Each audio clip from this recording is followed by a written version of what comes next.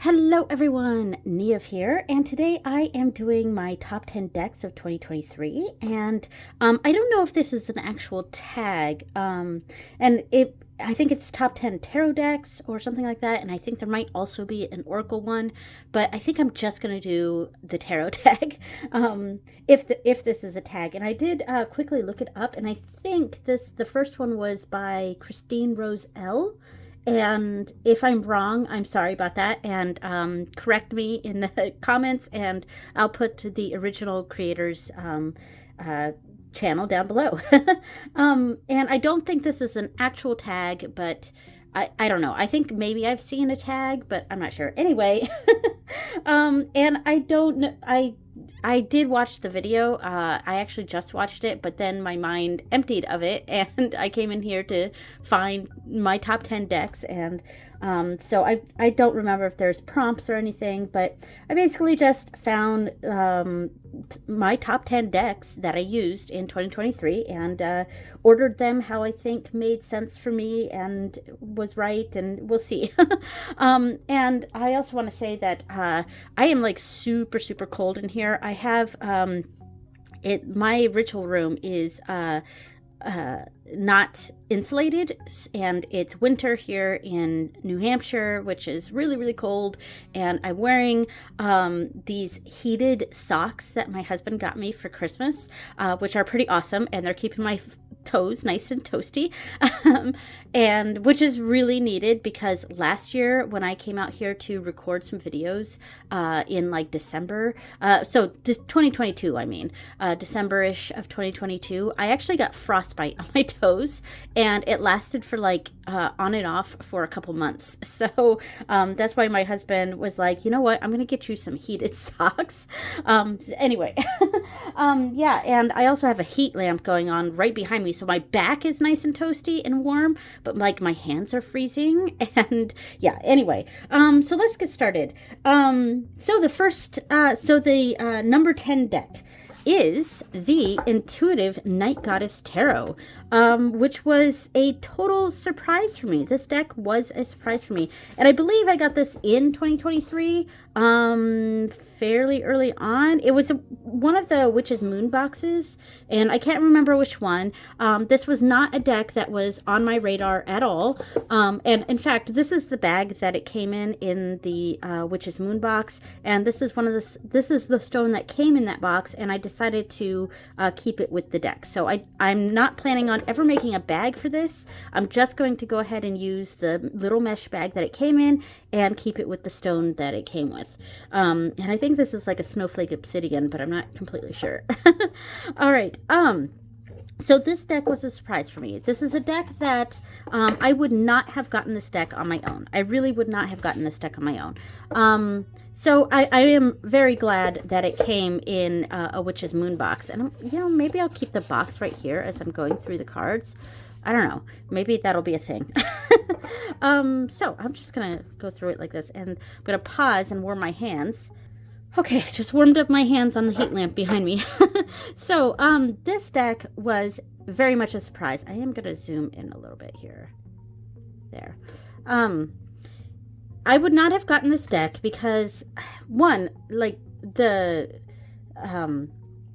name of this deck is entirely too long. The Intuitive Night Goddess Tarot. Like, just call it the Night Goddess Tarot, But anyway, so that was one issue that I didn't like. I also wasn't crazy about the renaming of cards, which I'm still kind of meh about.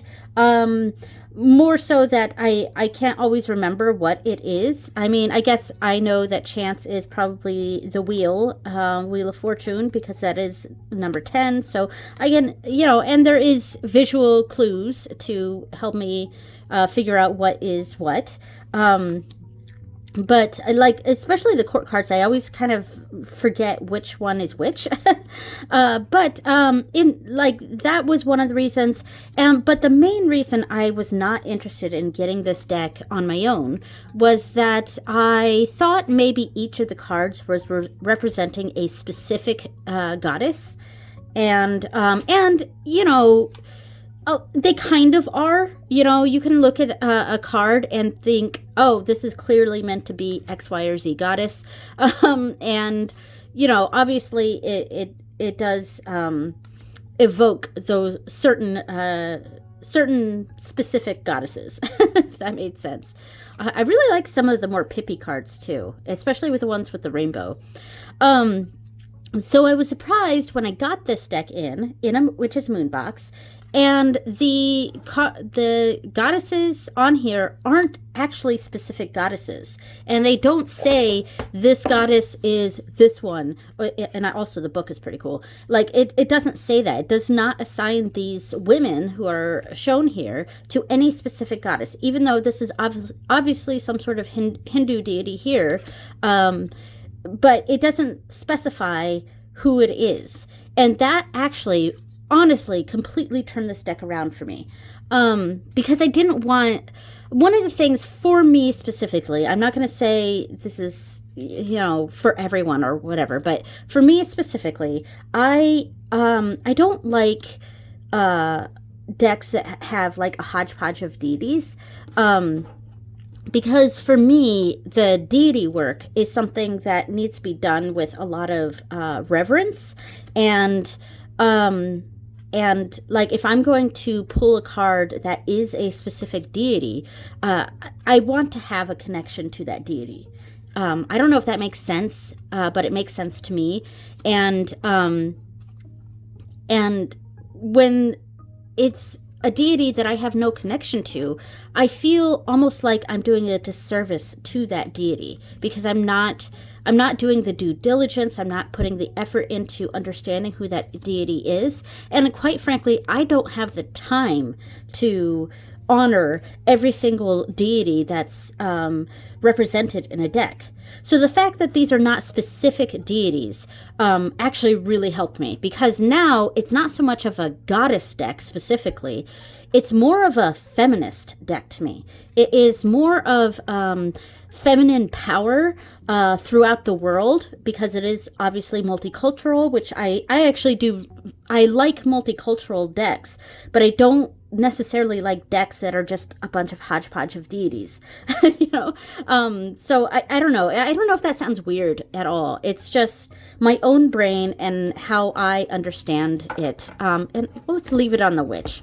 This is the magician card, and I'm actually totally fine with the magician being the witch, as strange as that is.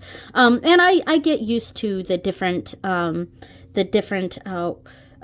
renamings of the cards. You know, I do get used to it a bit, but yeah, anyway, so this deck, it comes in as my number 10. It's a surprising deck for me, and it's one that I've found a purpose for it, and I think that's why I really like it now. Okay, so next up is a bit of a fandom deck. I'm going to zoom out a little bit. This is the Moon Crystal Tarot, and it is a Sailor Moon themed tarot deck. Sorry about my dog. She just came out. She just ran out to bark at people. So this deck, like I said, is a Sailor Moon themed deck. It's not licensed, so I think that's why they didn't call it the Moon, or why they called it the Moon Crystal Tarot instead of Sailor Moon Tarot. And the PDF guidebook that you could get with this did not give anything about the characters on the cards, or didn't mention Sailor Moon really at all. So and I think it's because this is not a licensed deck, but I could be wrong. So I chose this as my number 9 because I actually I really like this deck. It is one that there's a certain nostalgia to it, but honestly, there's I don't know, there's a bit of a, like, I don't know if romance is the right word, but, like, relationship-y, or something having to do with some of those, I don't know, I'm really, tripping over my words here, but there's something very, relationshipy about this deck that I really like. It's one of my few love decks, decks that I like to use for love purposes. And maybe it's all the pink, and the Sailor Moon story has a lot of love stories in it, and maybe that's part of it, that there's just a feeling of romance with this deck that sometimes you want to like do some readings on stuff like that or whatever. But so that's part of the reason. But I think a lot of it is the nostalgia of Sailor Moon, and this deck is done so well that it's not too childlike. It's not too kiddie. All of these were done by the artist of the deck, which let me see who it is. Alexandra Aquilina. So that's the creator of this deck. So they went ahead and did all the artwork on this, which I think is incredibly impressive. And when I got this deck, I originally thought they were like oil paintings because it's very reminiscent of oil paintings. But once I got the deck in, I realized that the cards are like, I think they're digitally done. I think this is digital artwork, not oil paintings, which is also still very impressive. So yeah, I don't know. I think I liked that this was a grown-up version. I felt that it was a bit more grown up, a bit more serious than maybe the other sort of Sailor Moon-esque decks that are out there on the market. And I just enjoy the energy of this deck. There is a sort of romance element to this deck that I can that I feel attachment to, or the feelings that it gives me. So those sorts of readings I thought this deck did very well on. And let's leave it on the happy family here, the Ten of Cups. All right, so that is the Moon Crystal Tarot, and that is my number 9 pick. Okay, so number 8 is another fandom deck, and I went with the Star Trek Tarot. So this was actually one of the first decks I got of 2023. My husband got this for me, and I was so excited for this. I may have gotten it for Christmas of 2022. I'm not sure, but it's one of my first videos of 2023. So yeah, this is not I'm going to leave this one here, my bag for it here. And by the way, I did make this bag for the Sailor Moon deck. All right, so yeah, my husband got this for me. This is not the mass market Star Trek Tarot, the one that is TNG based, the Next Generation. I'm just going to do a quick shuffle. This is the independent version, and here's one of the extra cards, the Aliens card for the episode The Cage. Each card in this deck is represented by an episode of the original series. And by the way, this is the bag that I made for it. Pretty cool. The inside has the Vulcan salute. And yeah, there we go. I am going to have to eventually fix the ribbon I did here because it keeps fraying. So I'm probably going to have to take this up and place something else down. But I use the same thing for the ties. So I might use just like a black ribbon or something. Something that's not going to fray so much. Anyway, so this is a super cool deck. And I part of me just loves looking through this. But it's not just a fun deck. It's also a really good a really good deck reader. Because Star Trek is an incredibly progressive show. It always has been. It's always been a left politics show. And the right-wing people who are big Star Trek fans, some of them confuse the crap out of me, because Star Trek has always been on the left. It has always been a show about progress and progressivism. And sorry about the dog. So this, it's there's a lot of meaning to these, and each of these episodes have meaning to them, that are relevant to the world, to our lives, and yeah, and honestly, I actually felt like this was a really good deck when I would do work with on Morrigan. I would often pull out the Star Trek Tarot for for moon readings that I did with on Morrigan and things like that. I just really liked this deck with her. Yeah, so that is the Star Trek Tarot. I'm not going to go... I talked way too much about the first two decks, so I'm going to try to speed these up just a little bit. So that's the Star Trek Tarot, and that is my number 8 pick for my top 10 decks of 2023. Okay, my number 7 deck. I actually just came back. I had to stop the video, help my husband with something, and then I realized that the heated socks, I never turned them on. So yeah, I was getting like some warmth, but it was like warmth from having socks on. But it's like, I was like, man, why are my toes still like so cold? And then I realized I had not pressed the button to turn them on. So now I have heated socks, and much better.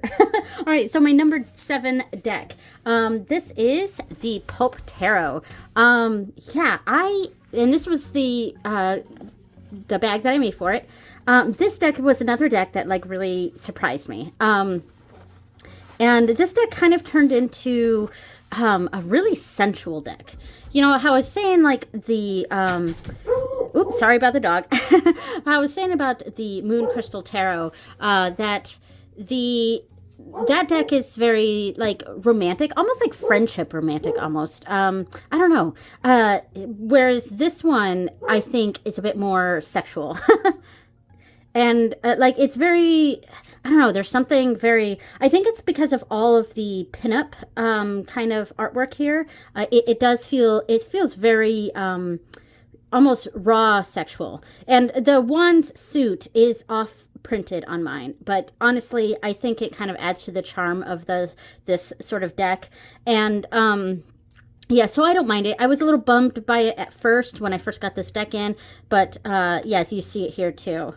Like the one's suit is off center, and some of the cups are too. But yeah, I don't care. I'm used to it. I've thought about trimming off all the edges, but I don't know. I think this is fine the way it is. Yeah, anyway, so this deck just really surprised me, and it's one that I feel has a very masculine undertone, but then at the same time, like this raw, even female sexual power to it. And I do think it's because a lot of the pinup style art in this.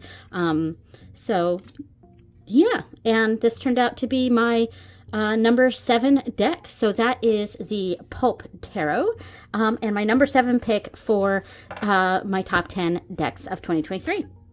Okay, so number 6, we're going fandom again, and this is the Wonderworld Tarot. It's an Allison Wonderland themed deck, and pull out the box for it here. And this is the bag that I made for it. Very cool. Went with very Allison Wonderland themed fabric here. Yeah. All right. And I love this style of box, the ones that open up completely like this. They hug the deck nice and tightly. They're sturdy and very flexible. And I like this kind of box a lot. So this deck, this is by Push Kitty. I don't know who actually, like, illustrated by O Chen. Okay, so yeah, here's all the information. All right. Yeah, so I've talked about this deck at length on my channel, so I'll keep it brief. I really wanted an Alice in Wonderland theme deck. And there are a ton out there. As I've mentioned tons of times before, Alice in Wonderland is just a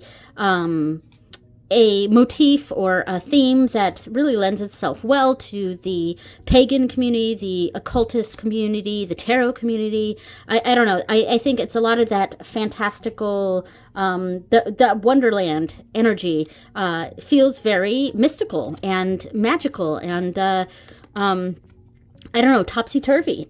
And, yeah, so So I really wanted an Alice-themed deck, but none of them really called out to me the way that this one did. And I think it's the cartoony nature of this deck. It doesn't take itself very seriously, which is kind of the opposite of what I said of the Moon Crystal Tarot.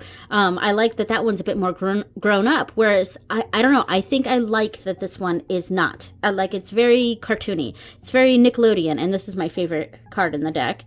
I just like the artwork in this. Draws me in, and so I use this deck quite a bit in 2023. And I think it easily earns its spot as my number 6 deck. So I'm going to try to hurry this up here and go on to the next one. So that is the Wonderworld Tarot. All right, we're now in the top 5, and this took me a while to organize. I think my top one, my number 1 was easy to fit, but the rest, I kept switching them back and forth. So these top 5, I think I could, for the most part, rearrange in any sort of way, and it would still fit. But I chose for the number 6 spot, or number 5 spot, sorry. The number 5 spot is my Crystal Visions Tarot. Now this deck for me, because this is another one of my love decks. I've kind of have 3 of them on this list here. My Moon Crystal Tarot, Crystal Visions, and also that Pulp Tarot, which is a bit more sensual. That deck. This one is it's like little girl fantasy to me. And I've had this deck for ages and ages, at least 12 years. I think this deck is about as old as my youngest child. So yeah, there's something very mystical and magical about this deck, and it's very romantic, and it's little girl love, sort of love magic, or not love magic, but rainbows and crystals and unicorns and flowers and that sort of energy. It's very sugar and spice, and it's kind of that I don't know. I feel like this is like a schoolgirl crush sort of deck. That sort of energy is what this deck sort of gives me. But then there's also this depth to it. It's not so frivolous. There's a comforting energy to this deck that I really, really like. And there was something just, it's really difficult for me to voice what it is that this deck evoked in me this year. And it's not a deck that I really used a lot before this point. And because it is still a deck that called me out on stuff, and it's a deck that still did confront me, but it had this gentleness to it. I think that's what I'm trying to say. There was this gentle, loving energy that, while it did confront me here and there and called me on some of my bullshit, some of the things that I was deluding myself on, and this one said, look, that's no, So there was that sort of energy that this deck had, and it really surprised me this year. I've had it for ages and ages and ages, but I think this is the year that I really connected more with this deck. So that is the Crystal Visions Tarot, and it's my number 5 pick for my top 10 decks of 2023. Okay, so my number 4 deck. This one I almost didn't pull out because I was thinking that it hadn't been, that I hadn't had it that long or something, but then I realized I actually got it in May, maybe the beginning of June, and I have used it a lot, and that is the Green Glyphs Tarot. And this was, of course, part of the big box set of all the Green Glyphs decks, the Tarot, the Oracle, the Lenormand, and the Rune deck, all came in a big box set. And since I am trying to keep this at Tarot, I just pulled out the Tarot deck, and I pulled this as my number 4, initially thinking, I love this deck, but I haven't had it for very long. So do I really have that much of a connection with it? Have I really used it that much? And then I remembered that I got it like halfway through the year, and I actually have used this deck quite a bit, especially for readings with some of the more male deities that I have, like Ondagda or Lu. This deck was absolutely great for. And I really, really love this card. This is like one of my favorites. It might be my favorite judgment card, like in general. And I am going to do that, like that 10 forever cards. And I feel like this one could possibly be a candidate for one of those cards. But yeah, so this, I think there's something about this deck, the simplicity of it, even the small size of it. Maybe I should zoom in a little bit. The small size, its ability to blend well with the other deck, its companion decks, the Green Glyphs, Oracle, Lenormand, and Runes. Yeah, and I ended up I used this deck quite a bit, more so than I initially thought when I thought back on which decks I used the most, which ones called to me the most, and I really feel like I am going to be using this deck quite a bit more in 2024. So that is, ooh, I like that one. That's cool. That is the Green Glyphs Tarot, and that's my number 4 pick. All right, my number three pick. We're in the top 3. This is the Anima Mundi Tarot. And yeah, this is, I think, no surprise to people that this would be in my top 3. Oh, it's always this last little knot that's hard to undo with this.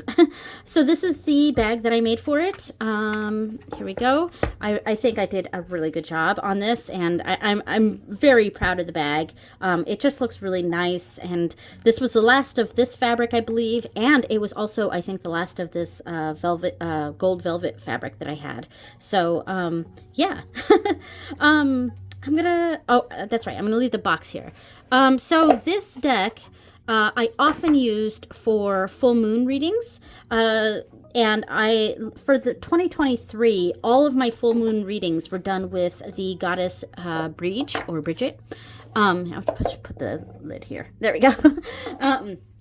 Yeah, so all of my 2023 full moon readings were done with Bridge, and this to me is one of my main like Bridge decks, because I don't know, there's an energy that this deck has that does feel very, very late winter to me, and it feels like a February deck, that dark part of winter after Christmas, like end of January right into February. This deck gives me those vibes, and so it was a deck that from the beginning drew me to use with the goddess Bridget. Of course, her holiday is Imbolc on around February 1st or 2nd.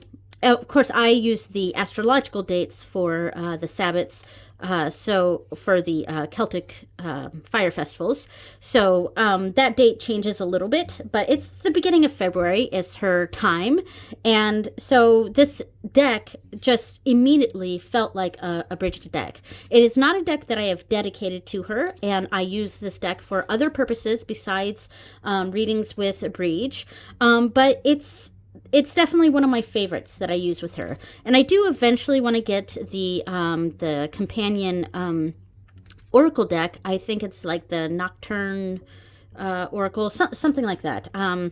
If I remember during editing, I'll put the name of that on the screen. I do want to get that. Maybe I should have used some of my post-Christmas money for that in preparation for February when I because February I will be dedicating to Bridge, obviously, because of Imbolc. So maybe I will go ahead and spend, because I do still have money for January, but I'm trying not to spend so much. But maybe I will just pick up the Oracle that goes with this. And this deck too is also one of my my favorites production wise. It's got this gold edging that's really nice, and it's not that like hard gold edging. It's really soft. It doesn't hurt my hands to shuffle, and this is by far the best cardstock. I'm getting under the camera here, so sorry if my voice is changing a bit. This is by far the best cardstock I have ever experienced. It's like the best shuffle. It's like thin enough and bendy enough that I can riffle and bridge with no problems. I have tiny hands, and this deck, like the size of it is pretty standard, but because the cards are fairly thin but not flimsy, they're not flimsy at all, they're just nice and bendy, and it's got a linen finish on it, so everything just shuffles smoothly with this deck. And honestly, that really does bring a difference to decks. I mean, it really does help to have that that usability with it, and that is this deck it's incredibly usable. It is a bit more pippy, which sometimes I prefer, but anyway, so that is the Animo Mundi Tarot. I'm getting too involved in this. That is the Animo Mundi Tarot, and that is my number 3 pick for 2023. All right, we're getting to the top 2. All right, so then my number 2 pick, this is a surprise, I think. It's not, because I have gone over my top decks of all time, and my usually I have my number 2 favorite deck is the Book of Shadows So Below deck. That is not featured this year for my top 10. I have used that deck a lot, but it's not one of my top decks of 2023. It's still my number 2 deck of all time, but it's not here. So my number 2 pick for 2023 is the Cosmic Slumber Tarot. And yeah, I have really come to just love this deck. So this is a bag I made for it. I made it so big because I made it big enough to fit the giant Liminal 11 box that Liminal 11 uses for their decks, and those things are insane. And I made this big enough to fit that, but those boxes annoyed the utter crap out of me. And I finally, because of how often I was using this deck, I finally just put the box to the side, and so I just have this deck in this giant bag now. But yeah, this is one of my favorite bags that I've made. So this deck is, I've really found myself connecting to this deck. It's a deck that really steps into the subconscious. There's a lot of dreamy qualities to this deck. I mean, it's the Cosmic Slumber Tarot, so I think that's intended for this. I'm just going to zoom in a bit. There's a lot of daydreamy qualities to this, and it is a bit meditative. And one of the reasons I loved this deck before was this was a deck that really made me think of my oldest child. Like the characters in here are really reminiscent of her and her energy. And so this is a deck that I would sometimes use for readings about my oldest child. So a lot of the characters in here look a lot like her and kind of just have that energy of her. But outside of that, I've just found that this deck is really, it's a good meditative deck. It's a good deck where I just need some clarity of mind to sit and focus some energy and release feelings, feel feelings, but sort of release and absorb those feelings, if that makes sense. Like recognizing that those feelings are there, but not letting them consume me. And that's sort of where this deck sort of came in. And I think a lot of it is, one, the limited color palette of this deck. There's oranges and purples and pops of blue, and there are multiple colors in this deck, but the way they are applied is very limited, and I happen to find myself very drawn to those sorts of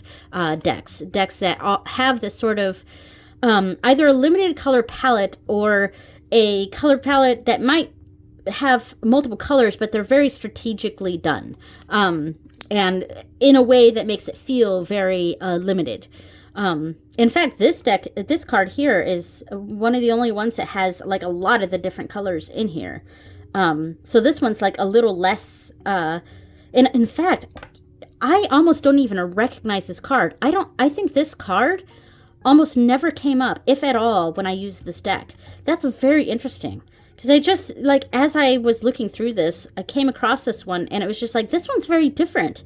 Why have I not noticed that before? And I think it's because I don't really pull this card with this deck. And that is very interesting. This is a card that I've pulled a lot with this deck.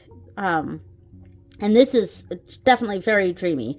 Like, a lot of, like, the Seven of Cups for me is, it's that, all sorts of options sort of things, or sometimes it's being overwhelmed by options, or having a lot to choose from. And it's to me, a very neutral card. I mean, all the cards are neutral, but in general, to me, the Seven of Cups is a very neutral card. You could read it very positive or very negative. And this sort of interpretation sort of made me think, lean into the interpretation of there are all these options, but they're kind of just an illusion. And chasing after these options is causing this person to drown, and drowning in these options that aren't really viable, And then I think of the Eight of Cups would be the next card, and that sort of moving on from that, being sad about going beyond these cups here that aren't serving you. Like, you may think you want these, but it's not something that you're going to drown if you go after these. So it's the sadness of the Eight of Cups is sort of leaving those options behind. And that's kind of how I would read that with this card. And this card came up a lot for me with this deck. So yeah, this is a really, really good deck. I like it. And here's my favorite card and the main inspiration for the bag. Yeah, this was just a really, really good deck, and I think it's earned its spot as my number 2 deck of the year. Yeah, so that is the Cosmic Slumber Tarot. I really hope to use this more in 2024. Okay, drum roll. The number 1 pick is going to be no surprise to anyone at all, and that is my Anna K Tarot. This is my all-time favorite deck, and it has proved itself again for 2023 and is my number 1 deck. So this is a really old bag that I made for it. Like, this is old. And it's the same fabric that I used for the Anima Mundi Tarot here. Yep. It's the same bag, same fabric, but this one was done much long ago, much longer ago. Yeah, so this deck is my all-time favorite tarot deck, and it proved itself again for me in 2023. This is a deck that is an old friend for me. It is a deck that I go to that I can just talk to. Like, it's going to talk to me. Does it call me out? Yeah, it does. But it calls me out in a way that's like a best friend would, where they're not being judgmental, but it's more of a it's almost a therapy sort of deck. It really is. It's a deck that really it is a deck that I come to for therapy, if that makes sense. Of course, not as a replacement for actual therapeutic services, but it's a deck that that I don't know. I'm trying to find my words here, and a lot of it too is a lot of the harsh, like the big bold colors. And here's a 10 of rods, of that feeling of being overwhelmed, but he could easily leave there. It's like it's almost of a scared of nothing, or yeah, there is something going on, but like you can leave this spot, that sort of energy. So it's, which also feels very Eight of Swords, but yeah, there's something about this, because the artwork isn't like super amazing or anything. It's not like super awesome, amazing art, but I think a lot of it with this deck, the emotions that are conveyed on the faces of these characters really shine through. And because of that, this is a deck it's a long time favorite for me. It is my own personal deck. This is not a deck that I would use for other people, because I am so incredibly bonded with this deck. From the moment I got it in around 2012-ish, I want to say. It's around the time that I got this deck. It's just always been one that just feels like, oh right, this is my deck. This is my tarot deck. And this is the deck that I will go to if I have really personal, like, I just need to talk to someone sort of feelings. This is often the deck that I go to for that. And I've used this, like 2023 was a year of, I don't know, there was a lot that happened for me personally, and a lot that I went through internally. And I would say that this deck was a big help. So speaking of help, we got the Three of Pentacles, a sort of community help there. And we'll leave it on the star as the card of like hope and happiness for the coming new year. We will leave it on the star here. So that is my number one pick for my 2023 decks.